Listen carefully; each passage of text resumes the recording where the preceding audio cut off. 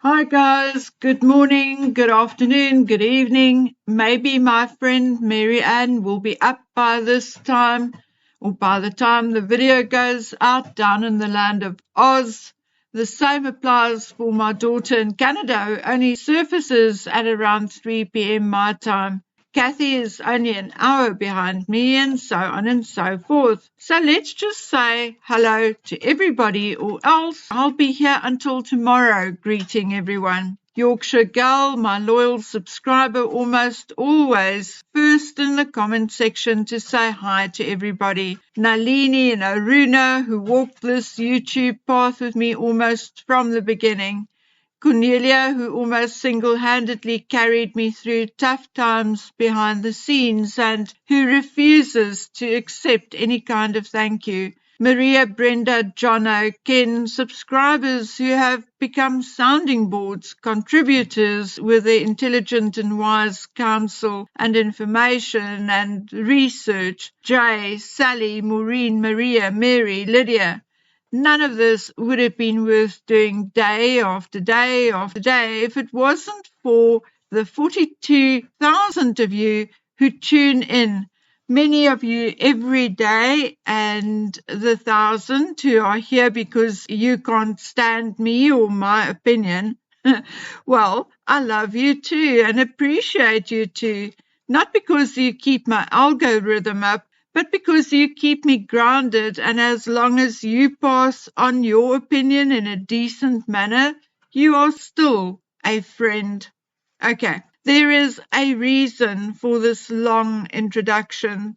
I was informed that my mother is not doing well and growing weaker fast. I spoke to the welfare officer at the care facility and she's growing weaker by the day.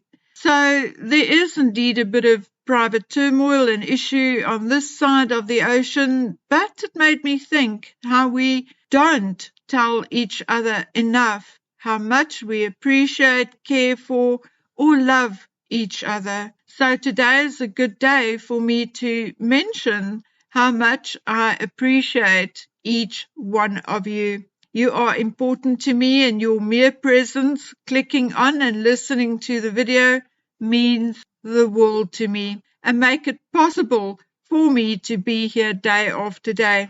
So thank you, thank you, thank you. Okay, let's talk royals. I'm going to lead my Harry and Meghan story with what I heard about King Charles. Unfortunately, regardless of mainstream media saying all kinds of things, my information remains consistent over the last few days and weeks.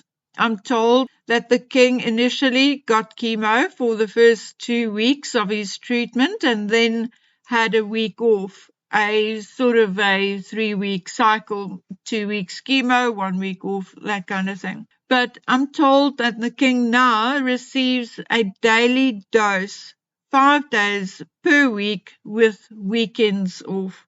As a result of this, we'll likely again see less of Charles after trooping this weekend. And I don't know what to say to you about this.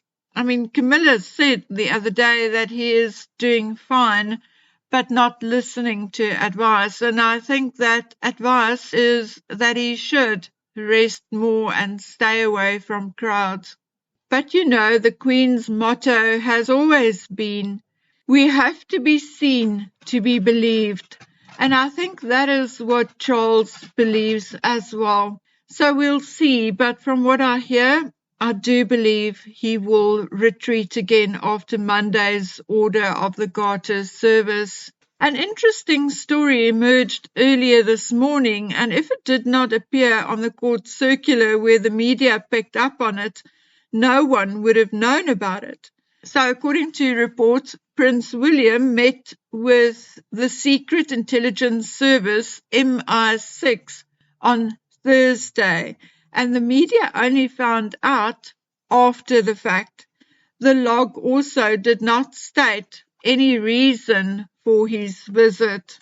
William previously made a similar visit in 2022. In 2019, he actually spent nearly a month working with MI5, MI6 and GCHQ in a bid to learn more about the United Kingdom security and intelligence agencies. So you see, I have said this so many times.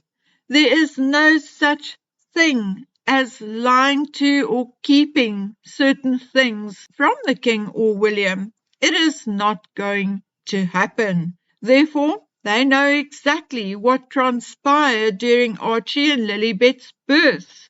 And we are pretty naive if we think they don't and think that Meghan duped the Queen and Charles. And that is why people like me have been begging King Charles and William to tell the truth before Meghan does. My greatest fear is indeed that Meghan will tell the truth before the royals do, because that will look really, really bad. Besides, I have information that Meghan said that if she was ever forced to tell the truth, she will blame the royal family. Allegedly, she said it within earshot of Tyler Perry's aunt or to Tyler Perry's aunt. And Auntie told someone else, and that is how it got to me. We have indeed warned the palace, and I do know that at least one of my letters were received, because even though it did not bear any kind of reply, they did acknowledge receipt of it. But to date, not a word. And I really feel that ignoring the situation is not the way to go. Allegedly, Andrew McCarthy spelled out his doubts of Meghan Markle carrying Archie. Well, the next journalist or celebrity who speaks out about Archie or Lily's birth may very well be the one who breaks the camel's back. The more the rich and famous start talking about it, the more pressure there will be on Meghan and the monarchy to tell the truth. And then the race will start to see who will do it first. Although I honestly doubt a divorce will be on the cards for the next year or two, more and more are seeing Harry's search for a home in the United Kingdom as a sign that he and Meghan are actually splitting up. And many stories are made up. And yes, I am being bold and saying made up, because when you read 2 or 3 contradicting stories, it is absolute 100% logic that only one can be true. Well, one or none. When half the media tell you Harry is done with the relationship and the other half tells you that Harry is quite content with his small family in Montecito. So, unless or until I hear one way or the other from someone I trust, I'm guessing their up and down tumultuous relationship will continue until Meghan feels she can reap the maximum benefit from a divorce, or when she finds someone worth a couple of million or maybe $1 billion or $2 more than Harry. Maybe she can one day convince Tyler Perry that she'll make him the perfect beard, or maybe the fact that Meghan and Marcus are a package deal will count in her favour. I don't know, but in the meantime, I cannot see a split within the next few months. Maybe there will be visible steps in that direction once Harry has turned 40 and more of his trust money has been released. We'll have to wait and see, because we have no choice. At least royal author Tom Quinn, who does not even know that Harry never ever even went to college or higher education, at least agrees with us and says that he believes what charmed and delighted Harry early on in the relationship will not or may not stand the test of time. Yay for Mr. Quinn. For a moment, I thought he was taking over from Omid Scobie as mouthpiece. As a result of yesterday's video, I received 2 or 3 emails with some information. Nothing earth-shattering, and some opinion on Meghan Markle's American Riviera orchard. According to the one person who said she knows nothing about Meghan's stock and staff, but equally important is the fact that even if Meghan secures some snazzy, nice stuff that she can flog, she will still find it hard to successfully launch ARO with the fanfare and support that she wants. She says she got the impression that Meghan was testing the water with her 50 pots of jam, hoping that out of the 50 celebrities, she will find at least one who would be willing to endorse ARO. But between Chrissy Teigen and Kris Jenner, nobody is willing to step up for her. I mean, like, remember what Oprah did when she invested in that coffee company? Oprah went on Instagram and TikTok and told everybody how wonderful it was. Well, Meghan had that kind of thing in mind, which didn't happen. Anyway, allegedly, Harry and Meghan's circle is growing smaller and smaller by the day. Oprah does not seem to be too involved with them anymore, not like in the beginning. Ellen DeGeneres and Portia are very quiet. No more interviews, no more back and forth invites and celebrations. We know they had a blow up with the Beckhams, so that relationship is over. We have not seen or heard of them spending time with the Clooneys, which in my opinion is understandable, because I cannot imagine someone with Amal Clooney's brains and education having anything to say to the shallow Meghan. We have not seen Uncle Elton making a fuss about them anymore. The only sort of influential people we still see around Harry and Meghan are Tim Robbins and his wife. And I was sure that the other person at their anniversary dinner looked like David Foster from behind.